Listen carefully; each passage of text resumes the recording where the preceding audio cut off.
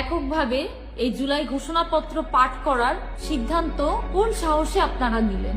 জুলাই ঘোষণাপত্র আসবে সরকারের মাধ্যমে, রাষ্ট্রীয়ভাবে। Please excuse my language today, but July কারো বাপের না। সর্বদলীয় আমজনতার জুলাই কোনো দলীয় সম্পত্তি না। কোনো রাজনৈতিক দল এককভাবে জুলাই ঘোষণাপত্র পাঠ করার অধিকার রাখে না। সারা বাংলাদেশের মানুষ 18 জুলাই দেখেছে গাট্টি বস্তা বেঁধে পাবলিক বিশ্ববিদ্যালয়ের আপনারা ক্যাম্পাস ছাড়া মানুষ। আর আমরা স্যার একটা মারলে 4টা আসে, সেই আন্দোলন করে ফ্যাসিস্ট নামানোর মানুষ।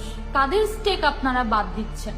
এই জুলাই অভ্যুত্থান, শহীদ, আহত, প্রাইভেট, মাদ্রাসা, স্কুল, কলেজ, হেফাজত, সাংবাদিক, শ্রমিক শ্রেণী, সেনা অফিসার থেকে শুরু করে সবার এই ঘোষণাপত্র এককভাবে কোনো দল নিজেদের মতো করে পাঠ করতে চাইলে ওই সকল মানুষকে অবমাননা করা হবে যারা নিঃস্বার্থভাবে রাজপথে নেমেছিল। জুলাইয়ের বিস্তৃতি সারা বাংলাদেশ জুড়ে। সেই জুলাই এককভাবে দখল করার অধিকার কে দিয়েছে আপনাদের? এবং এককভাবে এই জুলাই ঘোষণাপত্র পাঠ করার সিদ্ধান্ত কোন সাহসে আপনারা নিলেন? জুলাই ঘোষণাপত্র আসবে সরকারের মাধ্যমে, রাষ্ট্রীয়ভাবে।